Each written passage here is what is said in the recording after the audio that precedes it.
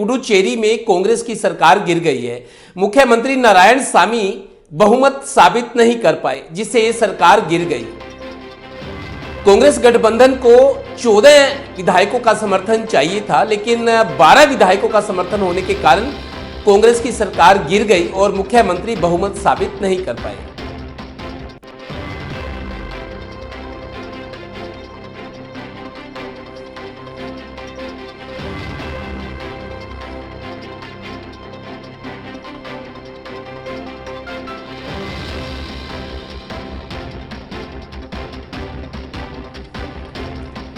इस खबर पर ज्यादा जानकारी के लिए हमारे विशेष वार्ता तरुण काला जुड़े हैं। तरुण, पुडुचेरी में कांग्रेस की सरकार गिर गई।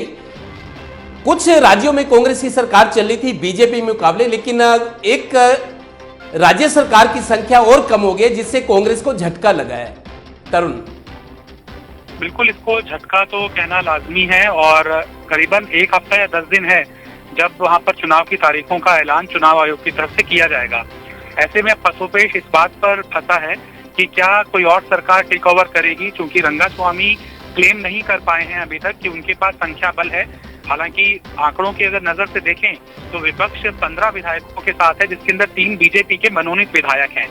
तो इस समय हाउस रिड्यूस होकर 26 पर आ चुका है और 14 विधायकों की संख्या उस सत्तारूढ़ दल के पास होनी चाहिए जो क्लेम कर सकता है कि हम सरकार बना सकते हैं। कांग्रेस के पास वो संख्या रिड्यूस होकर 11 तक पहुंच चुकी है, क्योंकि जो 7 विधायक हैं कांग्रेस के और डीएमके के, वो इस्तीफा दे चुके हैं। लिहाजा रंगास्वामी के पास एक मौका जरूर है, लेकिन अगर वो सरकार बनाते हैं तो विपक्ष कांग्रेस बन जाएगा और चुनाव जो कि 10 दिनों के बाद अनाउंस होने वाले हैं, कांग्रेस को एक राजनीतिक मुद्दा मिल जाएगा कि चुनी हुई सरकार को बीजेपी के इशारे पर रंगास्वामी ने गिरा दिया है। अब राज्यपाल के सामने जब त्याग पत्र नारायणसामी देंगे, उसके बाद कोई टेक ओवर करेगा या नहीं करेगा, सरकार वहां पर कोई बनेगी या नहीं बनेगी, इसे लेकर पसोपेश है। जो एक संवैधानिक प्रक्रिया है वो इसके तहत होगी कि जैसे ही नारायणसामी अपना इस्तीफा उपराज्यपाल को सौंपेंगे, जो कि राज्यपाल तेलंगाना के हैं, तो वो अपनी रिपोर्ट होम मिनिस्ट्री को भेजेंगे और होम मिनिस्ट्री राष्ट्रपति के पास ये सिफारिश करेगी कि चूंकि वहां पर किसी भी दल ने सरकार बनाने का दावा नहीं किया है, लिहाजा वहां पर राष्ट्रपति शासन लगा देना चाहिए। और उसके बाद राष्ट्रपति उस सिफारिश को मानते हैं या नहीं मानते हैं, वो उनके ऊपर डिपेंड करेगा। ये इस समय क्राइसिस इसलिए भी महत्वपूर्ण है क्योंकि हफ्ते भर के अंदर वहां पर चुनाव की तारीखों का ऐलान हो जाएगा। तो बीजेपी ये तहमत अपने ऊपर क्यों लेगी हफ्ते भर की सरकार चलाने भर के लिए कि बीजेपी के इशारे के ऊपर वहां पर चुनी हुई सरकार को गिरा दिया गया। तो संभवतः बहुत ज्यादा यही माना जा रहा है कि चुनावों की तारीख का ऐलान तक हो सकता है कि आंशिक तौर पर वहां पर राष्ट्रपति शासन लगा दिया जाए और राष्ट्रपति शासन के दौरान ही चुनाव कराए जाएंगे। और चुनाव के अंदर एंटी इनकम्बेंसी भी कांग्रेस पार्टी को झेलनी है और साथ ही साथ अपना अलायंस डीएमके के साथ बना रहे, वो भी उनके साथ चुनौतीपूर्ण है। सीट शेयरिंग का फॉर्मूला क्या होगा, ये भी कांग्रेस पार्टी के लिए चुनौतीपूर्ण है। तो चुनाव में जाना अपने आप में एक बहुत बड़ा खतरा भी है, चुनौती भी है, और सरकार गिरना अपने आप में मनोबल तो कांग्रेस देने का घटाता ही है।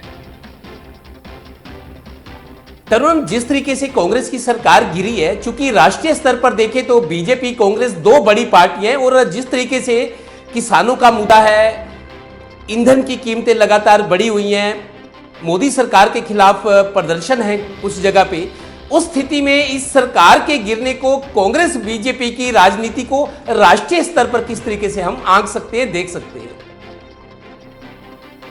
देखिए, इन 5 राज्यों के अंदर जहां पर चुनाव है, जैसे कि तमिलनाडु, केरल, पश्चिम बंगाल, असम और एक यूनियन टेरिटरी पुदुचेरी, यहाँ पर कांग्रेस पार्टी बहुत ज्यादा आशावान दिखाई नहीं दे रही है, क्योंकि केरल के अंदर एलडीएफ बीजेपी को चुनौती दे रही है और बीजेपी एक बहुत बड़ा चेहरा लेकर पहली बार साउथ की पॉलिटिक्स में उतर रही है।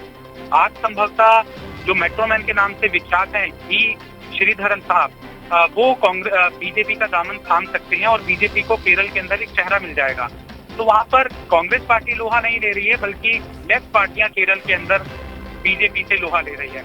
पश्चिम बंगाल की अगर बात कर लें तो त्रिकोणीय वहां पर फाइट है। कांग्रेस बहुत ज्यादा अपने स्टेक पर चुनाव वहां पर नहीं लड़ रही है, लेफ्ट पार्टी के साथ उसका गठबंधन जरूर है, लेकिन बीजेपी को टीएमसी ज्यादा महत्वपूर्ण तरीके से चुनौती दे रही है। तमिलनाडु की अगर हम बात करें तो डीएमके और एआईडीएमके के अंदर चुनाव है, वहां पर भी कांग्रेस पार्टी दूसरे पायदान की पार्टी है, यानी कि वो अलाय पार्टनर है सेकंड पोजीशन का। डीएमके कांग्रेस के साथ अलायंस करेगी और एआईडीएम बीजेपी के साथ अलायंस करेगी। तो सीधी फाइट तो वहां पर भी नहीं है। असम और पुदुचेरी के अंदर बीजेपी बनाम कांग्रेस हो सकता है, लेकिन चूंकि पुदुचेरी के अंदर 5 साल का शासन नारायणसामी का वहां की जनता देख चुकी है, लिहाजा एंटी इनकम्बेंसी को पार पाना और अपनी एक आइडेंटिटी क्राइसिस को उबार पाना, ये कांग्रेस के लिए चुनौती होगा। और असम के अंदर तरुण गोगोई के निधन के बाद कोई वैकल्पिक बड़ा चेहरा कांग्रेस पार्टी खड़ा नहीं कर पाई है, तो वहां पर भी अगर मोदी के नाम पर वोट गया तो संभवतः यही माना जा सकता है कि बीजेपी वहां पर सरकार बनाने में फिर से कामयाब हो सकती है। तो पांचों अगर जगहों पर चुनाव की बात करें तो कांग्रेस पार्टी के लिए चुनौतियां ज्यादा हैं, संभावनाएं कम है।